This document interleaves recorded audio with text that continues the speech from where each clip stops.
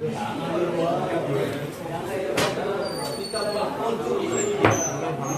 dulu nanti bisi sabu. Bayinya atau calon anaknya hanya gara-gara prosedur rapid test. Karena hal itulah yang membuat saya sampai protes kepada ID kemarin. Dan ya, saya sekarang di sel tidak apa-apa.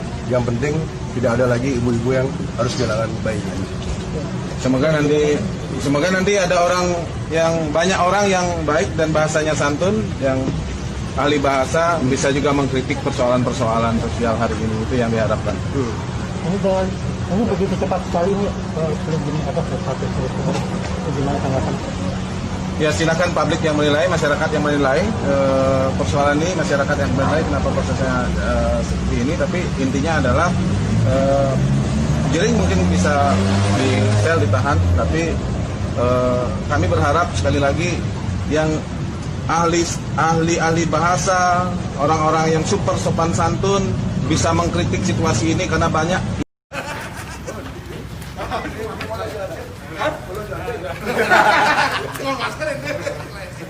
Nggak pakai masker ini? Hah? Oh, ketinggalan. Masker gimana nih? Nanti itu aja lain ya. Kita fokus dengan materi pemanggilan, jadi.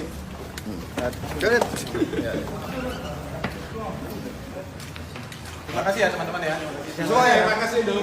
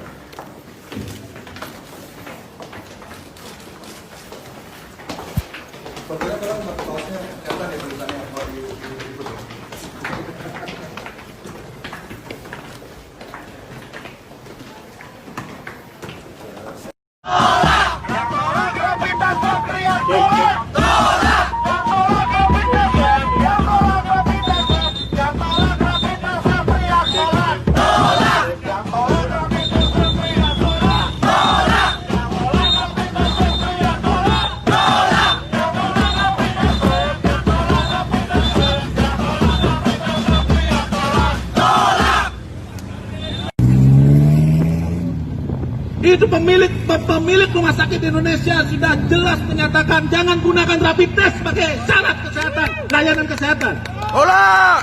Supaya orang tabrakan tidak perlu di rapid test dulu, orang mau melahirkan rapid test dulu, orang jantungan rapid test dulu keburu mati. Ada otak.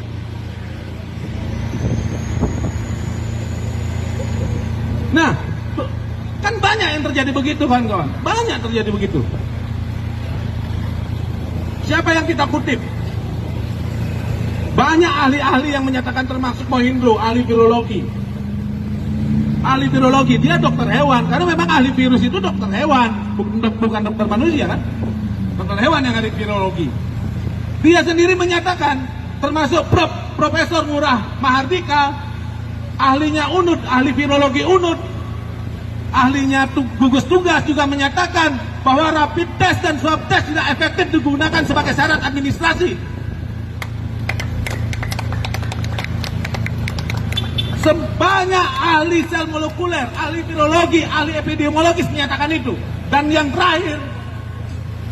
terakhir adalah organisasi Perhimpunan Dokter Spesialis Patologi dan Dokter Laboratorium Indonesia menyatakan bahwa rapid dan swab test tidak tepat digunakan sebagai syarat perjalanan.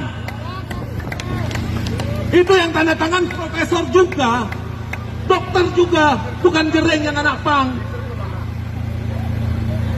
Ya kan kita problemnya gitu, kalau Jering ngomong tolak rapid test, tolak swab test, orang diketawain, halu apa segala macam. Karena dianggap dia tidak punya basic ilmu kesehatan. Jangankan ilmu kesehatan, sarjana juga dia tidak. Tapi kan kita terbelenggu karena titel. Padahal banyak juga orang punya titel gak ngerti apa-apa juga. Bangsa kita ini kehabisan budaya dialektika. Kehabisan untuk budaya kita hilang, budaya berdebat kita hilang. Budaya berdebat kita diletakkan pada apakah kamu sekolah atau tidak, apakah kamu sarjana atau tidak, apakah ahli bidang tertentu atau tidak. Padahal setiap orang boleh berbicara sepanjang dia punya data-data yang jelas. Kalau saya mengutip dokter, apakah saya salah bicara tentang rapid dan swab test? Ini ditolak. Saya berdasarkan Perhimpunan Pemilik Rumah Sakit Indonesia. Pendapat saya berdasarkan Perhimpunan Dokter Spesialis Patologi dan Dokter Spesialis Laboratorium Indonesia. Saya berdasarkan pendapatnya Mohindro. Saya bicara menolak rapid test dan swab test berdasarkan pendapatnya Profesor Ngurah Mardika, berdasarkan pendapatnya Utomo, ahli sel molekuler. Banyak pendapat-pendapat yang sudah menyatakan itu. Maka kawan-kawan, hari ini kita turun untuk memperbaiki kebijakan. Kita mengkritik pemerintah bukan berarti kita tidak mendukung pemerintah. Justru kita mendukung pemerintah. Pertama, pemerintah, gubernur dipilih, presiden dipilih itu untuk mengatur kebijakan, membuat regulasi yang tidak menyengsarakan rakyat. Itu tugas mereka, kita pilih. Jangan setiap kita bicara menolak rapid test, swab test, tiba-tiba ditanyakan, apa solusimu? Kalau solusi tanya itu profesor-profesor, kalau solusi tanya itu presiden, kau gaji dari pajak kau itu. Orang kita gaji gubernur dari pajak, kok tugasnya apa? Kita punya dinas kesehatan, tugasnya apa? Kita punya menteri kesehatan, tugasnya apa? Lalu kalau dia punya kebijakan yang kita anggap merugikan, sah dong kita protes. Lalu kita dasarkan dengan berbagai pendapat-pendapat ahli, sah kita bicara. Kita kehabisan dialektika, budaya dialektika kita. Tesis, antitesis, sintesis. Sintesis adalah tesis baru. Muncul lagi antitesis, muncul menjadi sintesis. Kemudian dia menjadi tesis baru. Itu dialektika. Perdebatan-perdebatan kita harusnya tidak mengenal sekat dan budaya. Kita harus tidak mengenal sekat-sekat keilmuan. Bidang ilmu yang luas ini. Orang bisa menggunakan referensi-referensi. Percuma punya smartphone kalau kita tidak bisa mendapatkan referensi-referensi dari berbagai ahli-ahli. Bahwa hari ini ahli-ahli yang menolak kebijakan-kebijakan rapid test yang berujung pada bisnis itu minoritas, itu soal lain. Emang dulu dipikir Galileo itu dulu mayoritas? Galileo itu nggak mayoritas dulu. Siapa penemu-penemu di dunia ini yang mayoritas dulu? Minoritas. Berani bilang bumi itu bulat, sementara dulu mayoritas bilang bumi itu datar. Galileo itu minoritas.